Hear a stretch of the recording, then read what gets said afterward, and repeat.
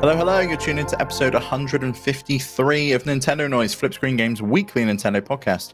I'm your host, Steve Radford, joined as always by my very good friend and co-host, Mr. Max Wright. Bing, bing, wahoo, Steve. Bing, bing, wahoo. On a week we're talking about Zelda. You went down the Mario route. Oh, bing, bing, wahoo is just my intro now. That's your new I'm one. committing to it. Only for Nintendo Noise. You threw me off for a second there because you said joined as always by my very good friend and co-host, and I don't remember the last time you and I did Nintendo Noise. You know together. what? You're always here in my thoughts, in my prayers, in my heart. You've got that little black and white picture of me that you keep in a I should get a cardboard cutout of you to go behind me. That'd so I be can just nice. have Max Wright looming over my shoulder at all times. One day, we'll play a prank on Pete, and I'll just come to life in the middle of the show. That would be really fun, idea. actually. That's a good idea. Yeah. I hope he doesn't listen to this because that's great. No, he's too busy moving house. Pete's not here because he's packing his life away and moving to somewhere else. Yeah. So when you see him again, he'll be in a totally different place. But new digs, new computer. So remember, if you're the kind of guy that's been following Pete around, make sure to change your address book because he'll have a new address. So check where he's going this week so you can stalk him a lot easier. Jesus Christ. There's got to be someone out there that's watching Pete, right?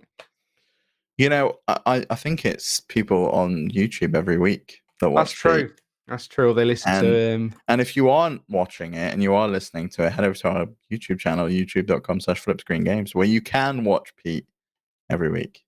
You can. Or sit next to someone on a bus or something that's listening to him on earphones because you will still be able to hear his voice through headphones. That is very true. Loud Pete is a fitting name. Loud Pete, of course. Yeah. Oh, it all makes sense. Yeah. And I've known this for years. But anyway, we're not here to talk about Pete. We're here to talk about Legend of Zelda, Echoes of Wisdom. This week, of course, the previews all went up. People played 80 minutes of the game. So we're going to go through some of those previews, take out some of the little tidbits that we've noticed and heard about and maybe give some of our comments on the game. But before that, Max, I want to have a bit of a hype check. Where are you at with this game? Because I think we were all initially excited about it. Then we had a conversation of, is this the Breath of the Wildification of 2D Zelda? Does the original 2D Zelda formula need mixing up in that way? So how are you feeling about it? I am very excited about it. Still, it's one of those ones where there are games that I'm excited about and I think about all the time, right? And I'm like, oh yeah, that game's coming out. And I only remember this game exists when something comes out about it, a new trailer, this stuff. It's just I've forgotten about it. I pre-ordered it. There was a Curry's deal where you get 25% off before launch. So I obviously jumped on that immediately. Get on that if you haven't already, Steve. And I'm patiently waiting for it. I go away for 2 weeks, and then when I get back, the game will sort of be coming that same week. So I am looking forward to picking that up and giving it a go. I really like the idea of it. I was worried initially. I think initially I was worried that it wasn't going to be what I wanted from a new 2D Zelda. But the sort of more I've read, the more I've seen, I do think there's going to be a lot to enjoy here. What about you? Where are you feeling now? How are you feeling now, rather? So I am excited about it. I really loved the art style of Link's Awakening. I'm glad to see that hasn't kind of gone to waste for a single game. I'm glad that they brought that back. Obviously excited to be able to play as Zelda for the first time. Mm-hmm. I'm not sure on the being able to play it in kind of any order that you want, in the same way Breath of the Wild, and there potentially being different solutions to the same puzzle in the same way as Tears of the Kingdom, for example. I really liked the kind of rigid linear structure of those 2D Zelda games, starting with Link to the Past, really, or maybe even the original Zelda. Is a Link to the Past that rigid? I thought that you could sort of tackle some of the dungeons in any order. I don't know if I'm wrong on that. I think to some extent, but you kind of need certain objects to go to certain dungeons and do certain things. Whether that's the case here or whether you'll just get more powers as you kind of play the game, and that will enable you to unlock more things. I'm not sure, but we'll go through I'll hand it over to you, Max. We'll go through the previews because a bunch of outlets got a chance, as I said, to play 80 minutes of the game this week. We're going to go through 3: Gaming Bible, VGC, and IGN. Yeah, I'm just going to pick out. I've sort of read through all of these just in my excitement, and I've just picked out a few quotes that I think make the game sound really nice, and things that I think we might want to have a quick chat about as well. So, like I say, I'll start off with Gaming Bible. My good friend Ewan Moore has written this one. Like I said, he played 80 minutes of it. He makes the point of saying the real magic of the original 2D Zelda games were always, at least for me, the illusion of an impossibly huge world tucked away inside a tiny console. The Legend of Zelda Echoes of Wisdom bottles this feeling, then empties that bottle into an intoxicating cocktail of classic and modern Zelda that breaks all the rules with a smile and a wink. Now, I 100% agree with what he's got there. When I first played the Minish Cap, which was my first 2D Zelda, I remember thinking like, oh, this is, what a huge game to have on my Game Boy Advance. We didn't Yeah. have the DS, we got the Minish Cap before the DS, whereas America got the DS before the Minish Cap, so it was like the last big Game Boy Advance game for me, and it was a big world, and I'm sure I haven't played A Link to the Past. I keep meaning to play A Link to the Past. I've started it a few times. That has a similar thing of like feeling like this big, open and expansive world. Especially in the Game Boy, like when you think about Link's Awakening, the original Did you Link's play Awakening. Link's Awakening? Not until the Switch remake. No, I haven't Yeah, played it same. before. But imagine if it's very much the same game, just remade in a certain way. Imagine that feeling on a Game Boy of having this big world to explore, dungeons to do, items to pick up, and things like that. I can imagine what he means there. That's the kind of feeling I've had with a lot of Switch games, though. Like I remember getting Breath of the Wild on day one, and it just being like, "Holy shit, this is on a handheld! Like I can just play this anywhere I want." And it's kind of sad that magic's kind of become normalized as times progress. It's just like, oh yeah, I'm kind of used to this now. But both you and Ewan are correct. Like, it does feel like you've got this big expansive world in a handheld. And I think the 2D Zeldas do a better job of that because they are smaller in scale usually. You can get from one area to another area pretty rapidly. But this game seems to have a lot more areas, a lot more depth to it. We can go to the desert, for example. We can go up to the mountains. We didn't have that in Link's Awakening, which is is that the only other 2D Zelda we've had on the Switch? Unless you count the Game Boy Advance or the SNES emulation, which has Link to the Past and the Minish Cap on there, and the Four Swords, if you count that. I don't know. Yeah. The point I like the point that he makes here is of saying that that it takes sort of that feeling of like it's a big possibly huge world in a tiny console, and then mentions that it's mixed in with sort of classic and modern Zelda. It's sort of like it feels like a combination of all the Zelda games that have happened before, but like you've taken it back to the old school 2D style. And sure, it's going to be different because you're playing as Zelda and you're doing different things, and it's not just a simple Zelda game. But same with Breath of the Wild. What better way is there to set a new standard and reach new heights than to sort of disregard what came before and try something new with that basic? And that seems to be what they're doing here. But I will, you made a point a minute ago that Ewan's also made a point here, saying this game. This isn't just a game that is to classic top-down Zelda what Breath of the Wild was to 3D Zelda, although it certainly delivers on that description in spades. What he means there is, I probably fumbled that, and I just want to say that what he means there is this isn't 2D Breath of the Wild necessarily. This isn't just 2D Breath of the Wild. Back to that. It's also paradoxically as faithful a Zelda game as we've seen in years. A return to the series' roots purists have been so desperately longed for since 2017. Which I think is good because a lot of people say that Breath of the Wild changed the formula a little bit too much. Yes. If you watch the fantastic Boss Keys series on YouTube, you'll know that they basically all followed a similar formula. And Breath of the Wild just threw that rule book out. Completely. Yeah. And I think there's always been an argument in my head when people go, "Oh, we don't, why are we releasing another Breath of the Wild?" What I want is Twilight Princess, and I think the way Nintendo probably sees it is Twilight Princess sold however many copies it did. Breath of the Wild: Tears of the Kingdom sold that times 10, whatever. When you release something that becomes the best selling in something, there's not really much of a reason to look back in 3D Zeldas, especially when a 3D Zelda would take as long as it does to develop in that. But I think a 2D game that they can hand off to someone like Grezzo, I'm assuming that's who's made this, that's a guess, then yeah, it probably makes way more sense to do that in a 2D form and to return back to the roots, I guess, without really throwing away what Breath of the Wild is doing for 3D. If you're going to reinvent 3D Zelda and keep that way going, why not use 2D Zelda as your vehicle for the classic sort of style of games. And Link's Awakening kind of did that, right? After Breath of the Wild came out, we got Link's Awakening, which was, while it was a remake, it was still like classic Zelda, the only classic Zelda we have had on the Switch, new, other than, and I say new, I mean it's like a new release, other than Breath of the Wild. So yeah, why not continue that with this in the same art style? Yeah, and I think Link's Awakening was one of those ones that a lot of people overlooked and didn't play Yeah, previously. Yeah, it was one of those last Game Boy games. Then it got the DX version to kind of give it the color palette for the Game Boy Color. But a lot of people didn't pick that game up. I think a lot of people haven't played stuff like the Minish Cap and the other Capcom yeah, Zelda games either. Oracles, yeah, yeah, Um, I agree with that.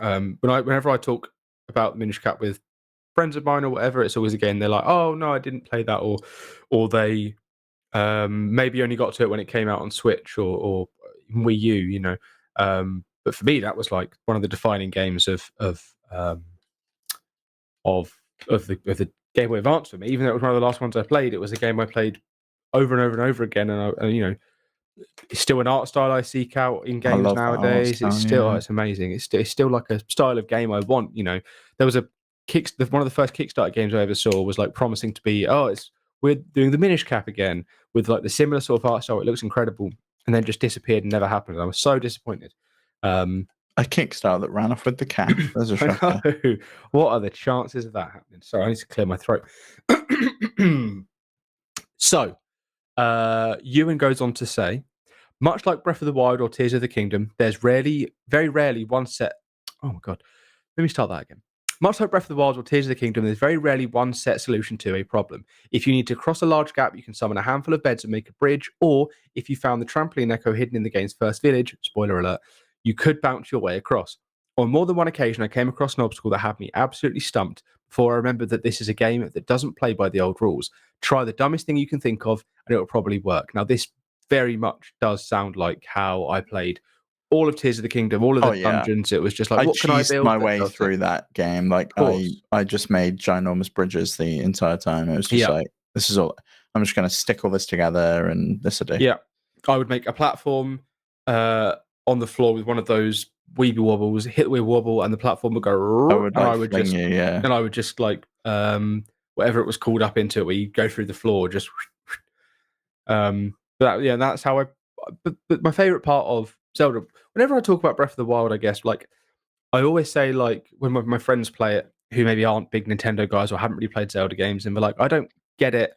The dungeons aren't that interesting. I'm like, yeah, the dungeons in Breath of the Wild aren't that great. Oh, I don't get it because the combat isn't great. Yeah, the combat in Breath of the Wild's not great. And they're like, well, what's I so liked good? the combat in Breath of the Wild. I'll be Yeah, it's honest. fine. It's okay. It's quite basic. Got a bit sick of hitting people and it turned into a banana man. Yeah, because then there's only one solution to that. I used to, my only response to that has always been when they say, "What do you like then?" Seeing as you don't like these elements to it, and it's like, oh, it's just the physics playground they've created, all the different powers you can do, the way that you can string these things together. Like, it's something unlike anything we've seen in an open world game before. And when I compare it to something like Horizon Zero Dawn, which a lot of people say has, a better story and better combat, and I don't know about better dungeons, but all of those things that game has, the world you're actually in feels kind of like set dressing. It's kind of lifeless. There's no interaction. Whereas in Breath of the Wild, you can climb anything. You can, interact with Which I things think was together. clear, especially with the Horizon series, because Forbidden West took a lot of cues from Breath of the Wild and was like, okay, you can climb up anywhere you want now. Yep. Use your little Glide. scanner thing, and you can see, you can glide. We'll get those things out of the way. Because I remember playing that game and Breath of the Wild at the exact same time, and Aloy died far too many times because I wanted to jump off and glide down, but Yeah. that was not possible. Yeah, I think I tried Horizon pretty much just after I played Breath of the Wild, and I was like, oh, I'm not having any fun here, because instead of feeling free and feeling like I can go and do anything and like empowered, I felt stilted. I felt held back. Yeah, it felt like you do. It feels like you don't have that reward for going to explore and climb, which I think Yeah. is what you do get in Breath of the Wild and Tears of the Kingdom. There's always something there, even if it's just like a chorus seed. It's like, oh, cool. There was something here Yeah. for me to find, a little thing that they've hidden away and tucked away, even if it's not a shrine that I was hoping to find, that I was hoping to look for. The reward could be as simple as it's just fucking beautiful up here, and Yeah. now I'm so high up, I get to glide down, and that Yes. alone was so much fun, just gliding around Hyrule. Even getting to these places was part of, was a reward in itself, because, like, yeah, there might not be a ton there, but I haven't looked on a map, seen a dot, and just gone to that dot. I've not followed a compass that points me in a specific direction and just worked out how to get there. I have seen naturally through my own exploration, oh, there's something there. How do I get there? Oh, there's a shrine here, and that has an interesting puzzle in there that, it doesn't outwardly say, to solve this puzzle, do this. There's not yellow paint everywhere. It's like, here's a problem. You have all the tools at your disposal. You work it out. And I Mhm. really enjoyed that about Breath of the Wild. I enjoyed it more in Tears of the Kingdom, when instead of it just being like, magnetism, time freeze, ice, and whatever the fourth one is. What is the fourth one? Bombs, I think, was actually the fourth Yeah, direction oh on yeah, that. they were a bit disappointed. I mean, I really loved the magnetic and the ice, and I Hmm. missed those a little bit in Tears of the Kingdom, but the skills you got in Tears of the Kingdom were significantly better. Yeah, I think what we gained was better, because, like, I remember one specific puzzle where it was, you had the spikes that you could put into a wall, and then when you let go, it would stay there, and you could attach things to that. Um, and you had to use that to there was like a plank on chains that you had to press into the ceiling with that, and then you had to place these things, and sort of create a mechanism that would turn and hit a ball so that it goes into a target. And it was like you had to make a pinball machine, but sort of jankily, whatever way you could do it. And I spent ages on it, not because I was finding it challenging, because I was like, oh, what if I do this way or this way? And being able to sort of summon things in and use the stuff that's already there, it just has like this incredible feeling of wonder and creativity, and that it lets you, it's just a playground. It gives you the tools to do what you want to do. And there's a puzzle there to point you and said, right, this is what you need to do it however you want. And I love that. And if this game is doing that, and there are going to be things that you can find that might make it easier, or different ways you can try things, maybe some unique interactions and stuff, then I think this is going to be a lot of fun. Yeah, I think so. I mean, I like the fact that it sounds like there is no set way to solve a puzzle, but it feels a little bit more like the finding the secret in the village feels a little bit more like if you find a skill in Pokemon earlier than you're meant to, you can kind of jump to areas. Um, I I very much feel like there's probably a little bit more signposting in this than there is Hmm. in Breath of the Wild and Tears of the Kingdom, because I know there is some signposting in Breath of the Wild. It's like, oh, go to Zora's domain. Hmm. But I was just like, nah, I'm good. I'm going to go off exploring. And you very quickly end up, if you're not expecting that, against enemies that are too strong for you in areas that you're probably not meant to be able to go into because you don't necessarily have the right armor, or you've not, figured out how to use your skills. I think that maybe Echoes of Wisdom is going to do a better job at that because it's on that smaller scale. Yes, I think so. But I'd like to. I like. I hope that just the fact that it's on a 2D plane, and doesn't take away from that, and does give you sort of fun interactions and things that can happen, and Well, I mean, it maybe. takes away some of the exploration out of it because you're Mm, not looking around in 3D space to go, what's over there? What's up that mountain? What's down there in that hole? mhm. You very much do have to rely on the puzzles and go into areas that designers have set out for you on a 2D space. But I'm interested to see how they've solved that problem and revisit some of the areas that I'm familiar with from Breath of the Wild and Tears of the Kingdom in a whole fresh new game, because Yes. obviously Link's Awakening that was in this style took place in a completely different world. It was all set within a dream. It was somewhere new that we'd never been to before. Mario and a chain chomp's in there, for example, whereas this is set in Hyrule. It's somewhere we're used to and we Yeah. know.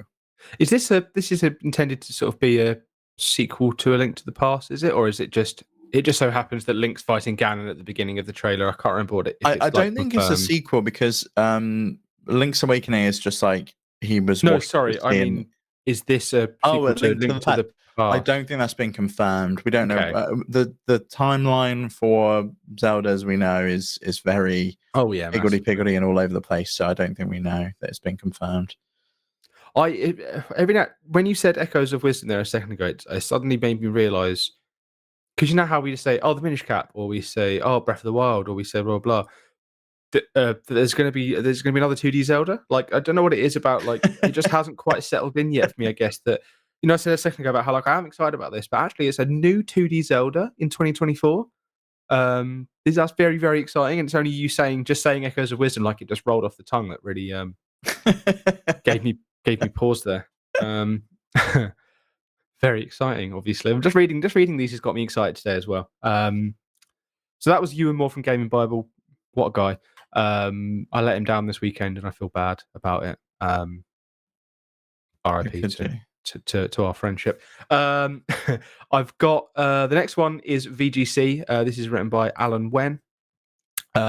He starts with a very definitive statement. Zelda Echoes of Wisdom feels like a top-down Breath of the Wild. And I think that's everything we've just said there, I guess, isn't it? Summed up nicely. I think that's what it... Wait, but that, I think, that line, yes. But then when you refer back to what Ewan said, it's like that line alone could probably put people who love classic Zelda off.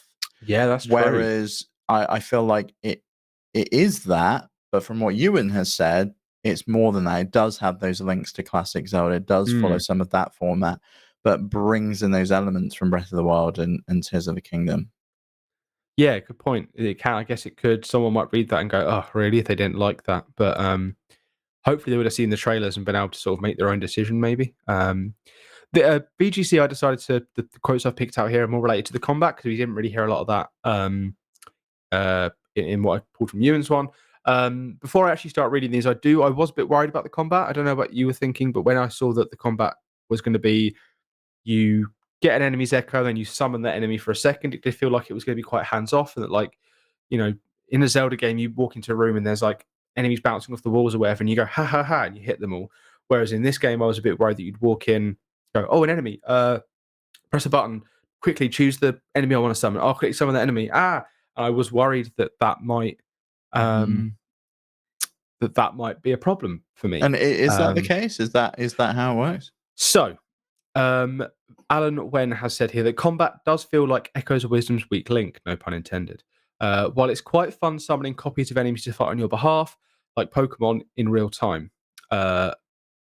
Sorry, the inflection there's wrong, but what I've said there's okay. correct. So you summon the Pokemon, or you summon the enemies, and they're just like fighting off on their own, and you're they'll kind of go just and fight them together. Yeah.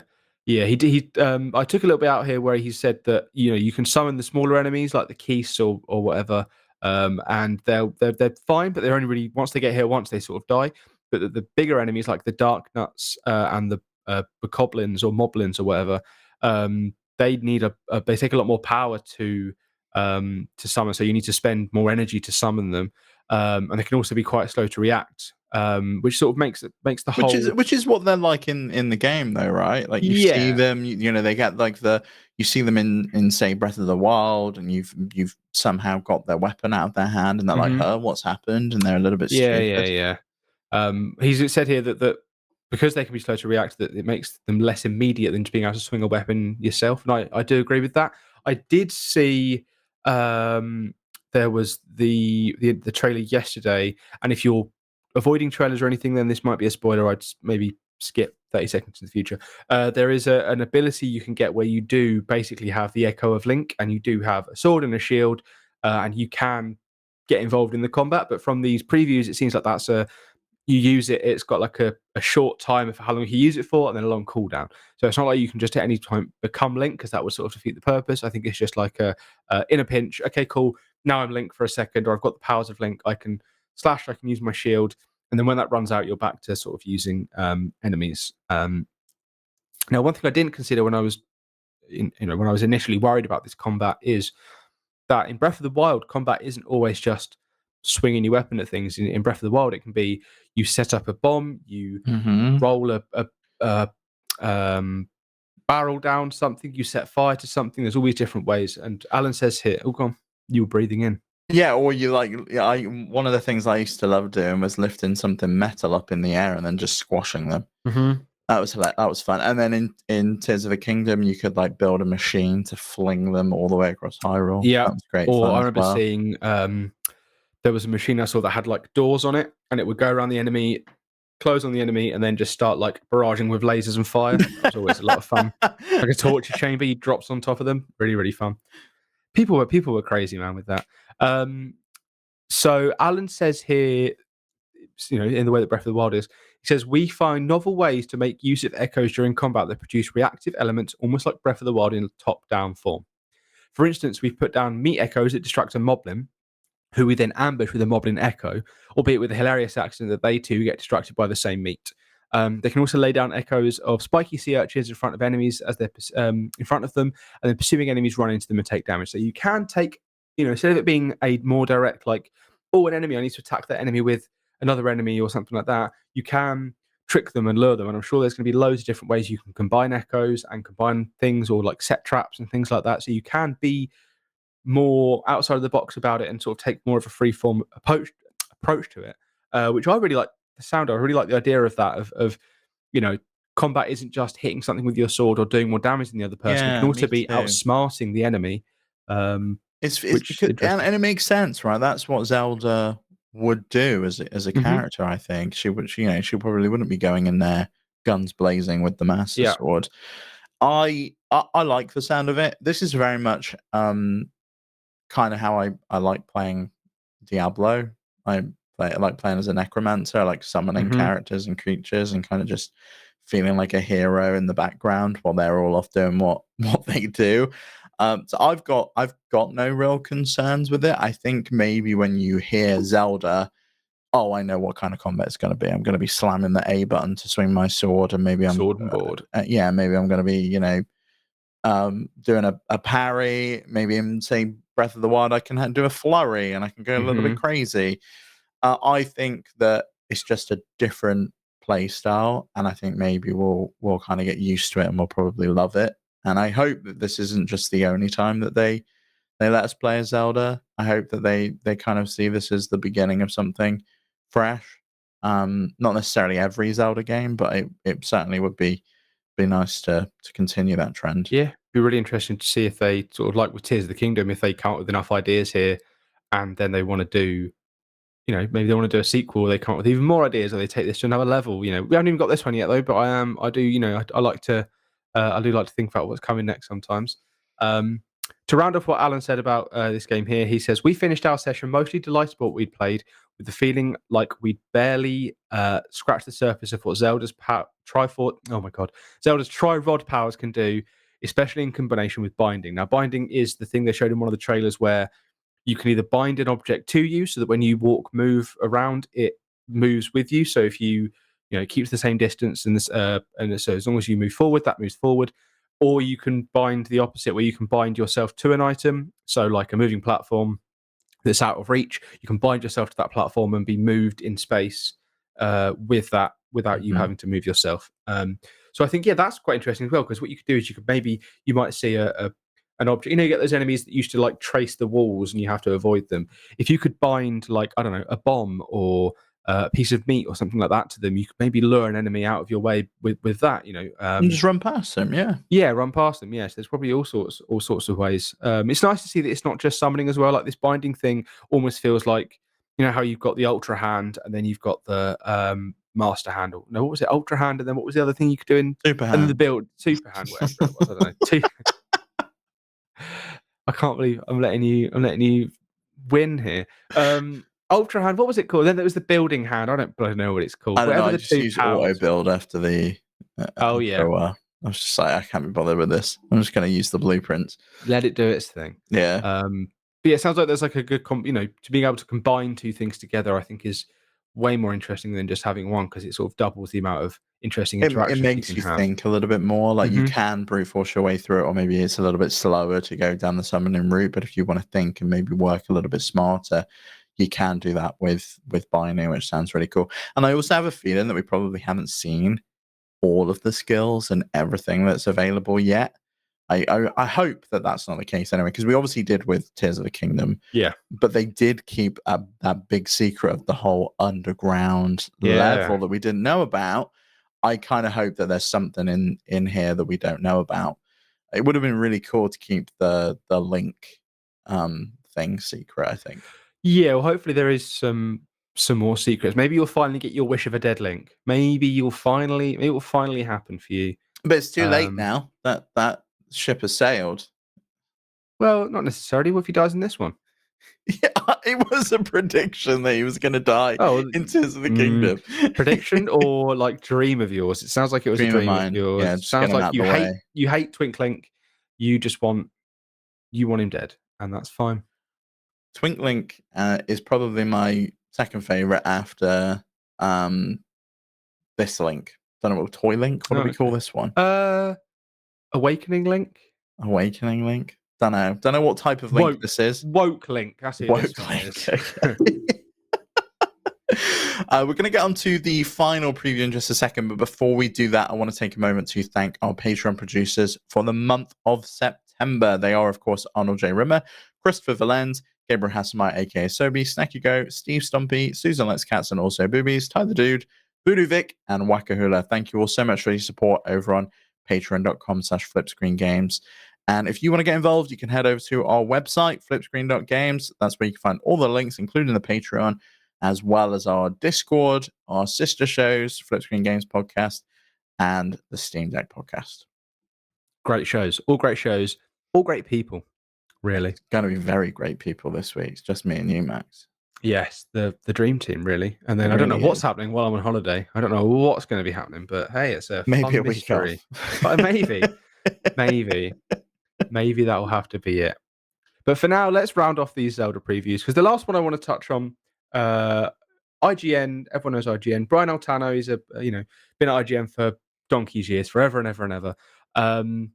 And what I like so much about this is really just like the final sum up of his one. He's obviously a big Zelda fan. He's played Zelda. He's probably a bit older than the other people that we've been quoting here. Playing Zelda for a long time. And I think that what he says here is really nice. So I'm going to go through this point by point. So he starts off by saying, Echoes of Wisdom feels like an earnest and clever return to the Zelda games I grew up playing. Challenging, inventive, fresh, and genuinely just really fun. Every new puzzle and conflict is a blank canvas for experimentation, but it's all wrapped up in that distinctly familiar and challenging Zelda game vibe that made me fall in love with these games to begin with. What a great sort of endorsement for the series, that it feels exactly like he wanted growing up, and that there's experimentation and everything he likes about Zelda. That's really nice, I think.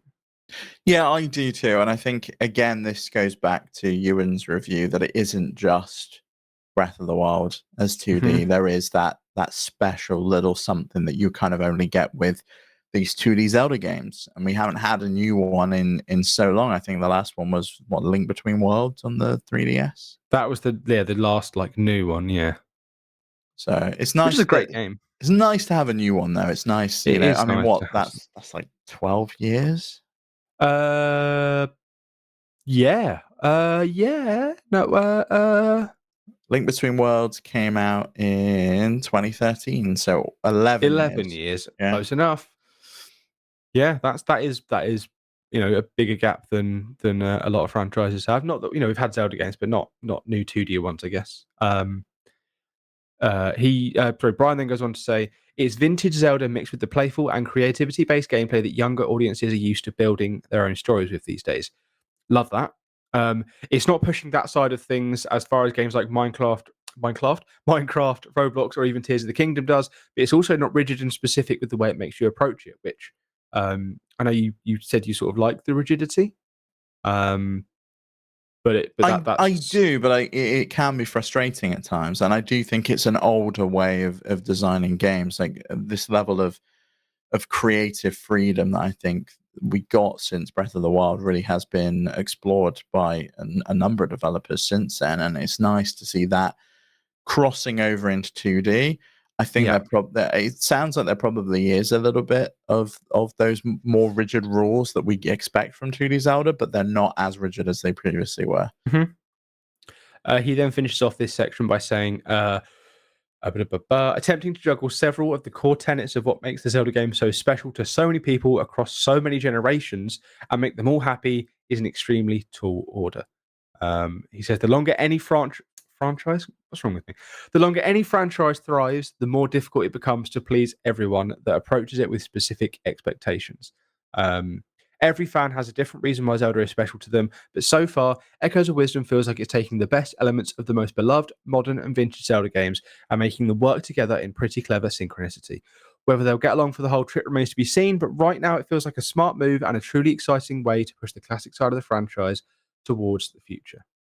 And I really liked that sort of Yeah, that's summary of it. exciting. I think that's a really good way of getting the hype up. That my hype meter. I lied a bit at the start about my hype meter because I'd read these. My hype meter was sort of like it was high enough before, but after I read all these and just talking with you about it, my hype meter is up there. I'm ready for the game. You're through the roof. You're up in the plane already, ready for your skydive. Yeah. I'm gonna. And I only get a day to play this game before the skydive, so I better finish it before I do. When's it out? The game comes out the 26th of September. Not long to go then. No. Whew. See, I was like struggling to decide: do I pick this up? Do I pick Star Wars Outlaws up? Do I pick the two at the same time? Star Wars Outlaws is well off the table after the previews of it. This game, however, seems to be something special again, which I'm not surprised by. I'm really not surprised that we get another Zelda game that's another special game. Yeah, and I think it's easy to look at what they offered here and think of it as like, oh, okay, this is just they're doing a spin-off or something like that. But this seems from this just as valid as any other Zelda game. Yeah. Get on that Curry's deal because that's a good deal. Amazon's got it for 42 quid. Is Curry's even cheaper than that? Yeah, I think I paid 37. Oh, okay. I'm definitely getting on the Curry's still. Yeah, I will be heading over to Curry's as soon as we stop recording. You know that you can't. There's a website. I do know there's a website. Yeah, but I'm old fashioned. I like going out and about and exploring Zelda stuff. You like looking at the big TVs. You like looking at the big TVs and going, wow. That they never have in stock. Yeah. Yeah. But it's nice to look at them while you're there. It's just nice to look at the pictures and like you walk in there and you see 30 seconds of an H documentary and you go, wow, I didn't realize black could be this black. Slow motion footage of paint pouring out of a can. Yep. I love that as well. That's always a satisfying one. Or like really, really highly saturated like plates of food, but they've got like every single color of the rainbow on the plate. Yeah. Those are always good. And you've got the mums in there going, that's good, that's real, looks real, that. Couldn't be any better. TVs could not get any better. Looks real. How much? $3,000? No, you're not having that one. You can have the Logic from Tesco instead. That's what's going in your bedroom, Timmy. You could have you can have a Roku built-in Roku TV. There you go. The Roku TV, the Polaroid from Asda. Yeah, that's the one. Anyway, thank you all so much for listening this week. If you're excited about Zelda or you're not excited about Zelda, let us know. Where are you kind of with it on your hype level? Do you like the sound of the Breath of the Wild or Tears of a Kingdomification of 2D Zelda, or would you kind of rather have them leave it alone? Let us know in the comments. Head over to our Discord. You can find everywhere we are on our website, flipscreen.games. And we shall see you on the next one. Bye.